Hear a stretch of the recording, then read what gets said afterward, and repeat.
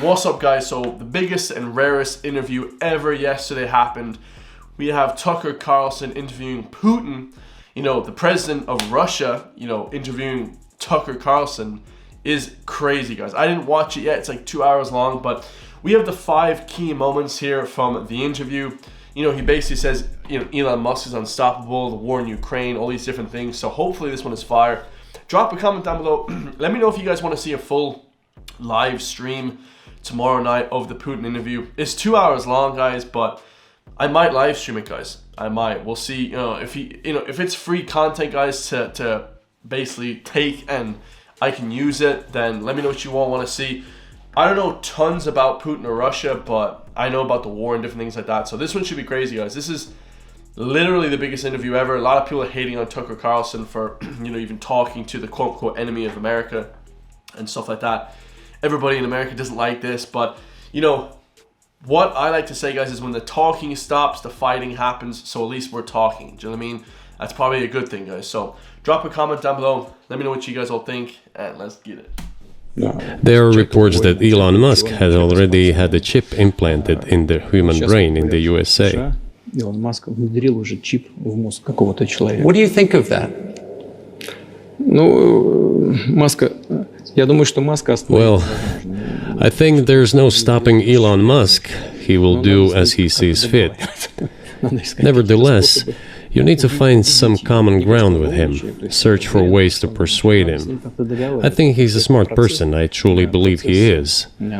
So you need to reach an agreement with him because this process needs to be formalized and subjected to certain rules. Oh yeah, so you're saying that the cell chip, what's the implant in the brain called again? Neuralink. Apparently it can help, cure different diseases, but apparently as well, guys, it can cause a whole host of other stuff, guys. It can brainwash you and all this crazy conspiracy stuff I was hearing about. So let me know what your thoughts on that, guys. I am not really for a Neuralink. I probably wouldn't get it if they suggested to get it. If you had a degenerative disease, probably if you have multiple sclerosis, one of these really degenerative diseases, one of these diseases are terrible, guys. They pretty much end your life.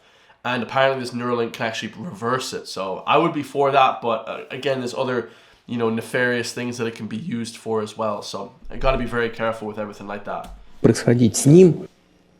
One of our senior United States senators from the state of New York, Chuck Schumer, said yesterday, I believe, that we have to continue to fund the Ukrainian effort or U.S.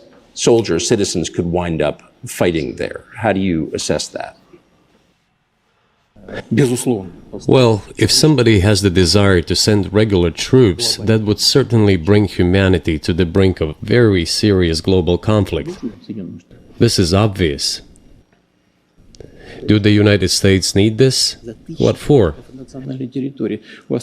Thousands of miles away from your national territory. Don't you have anything better to do? You have issues on the border, issues with migration, issues with the national debt, more than $33 trillion. You have nothing better to do, so you should fight in Ukraine? Yeah. Wouldn't it be better to negotiate with Russia? Make an agreement, already understanding the situation that is developing today, realizing that Russia will fight for its interests to the end?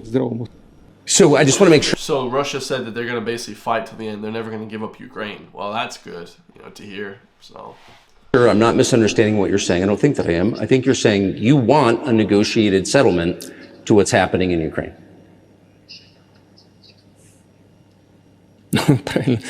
Right.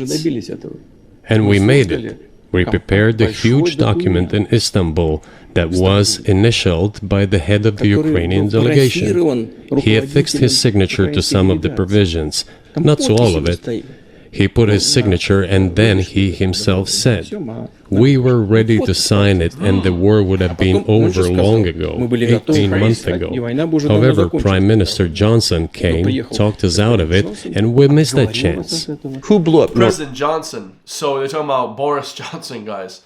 Boris Johnson said basically that we don't agree with this, and I think it was because they wanted to take the western coast apologies. They wanted to take the eastern coast of Ukraine. I slipped up there, guys. The first time ever. They wanted to take that eastern coast of Ukraine. So pretty terrible, guys, but at least Ukraine gets the other half. It's like kind of separating the country, almost like the Berlin Wall, it seems like, type of thing. So the CIA blew up Nord Stream. I think everybody thinks that that's actually a pretty factual statement at this point. Nord Stream. You for sure. I was busy that day. Nate, do you have I did not blow up Nord Stream. Thank you, though. У вас лично, может быть, есть алиби. У вас лично. You personally may have an alibi, but the CIA has no such alibi. Do you have evidence that NATO or the CIA did it?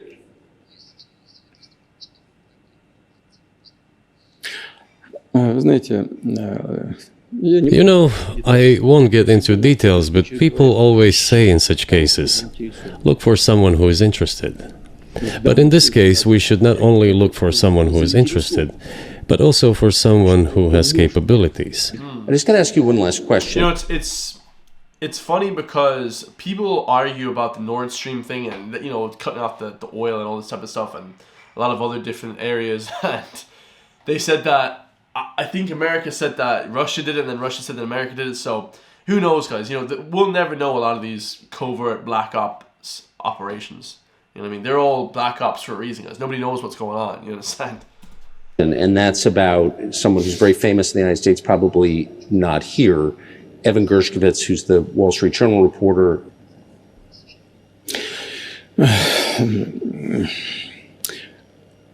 Мы столько сделали жестов доброй воли, что, мне кажется, мы исчерпали все лимиты. We have done so many gestures of goodwill out of decency that I think we have run out of them. Ни разу не ответил. We have never seen anyone reciprocate to us in a similar manner.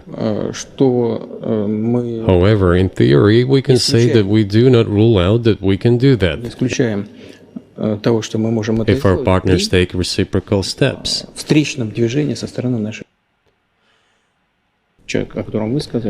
I do not rule out that the person you refer to, Mr. Gershkovich, may return to his motherland. By the end of the day, it does not make any sense to keep him in prison in Russia. We want the U.S. Special Services to think about how they can contribute to achieving the goals our special services are pursuing. We are ready to talk. Moreover, the talks are underway. And there have been many successful examples of these talks crowned with success. Probably this is going to be crowned with success as well. But we have to come to an agreement. Wow. I mean, there's so much more to this interview, guys. I just wanted to give a little bit of a hint to what's going on. That interview, it doesn't make Putin look like a really bad guy, guys. It makes him look like he's reasonable. And a lot of people don't like that. They want to see that he's an absolute evil bastard and he does this evil stuff. And maybe he is, guys, and a lot of people would say that.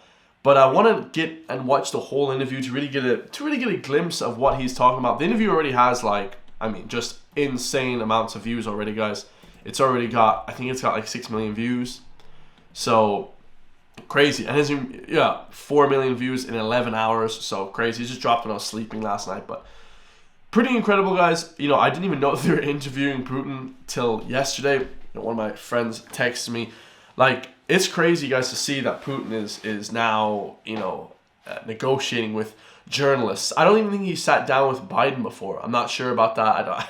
You know what I mean? He's sitting down with Tucker Carlson, because obviously Tucker Carlson is a lot more conservative, let's say. But I want to hear more about the Ukrainian war, guys, because obviously in Ireland as well, we're playing a big part in that. Taking in a lot of refugees. We're helping them with a lot of munitions, not munitions, but a lot of supplies and things like that. So very interested to see that whole entire interview. Let me know what you guys all think. Drop a comment down below. Crazy interview. I'll probably do the whole interview probably tomorrow night, guys. Live stream it. And yeah, I love you guys. I'll see you on the next one, man. Peace.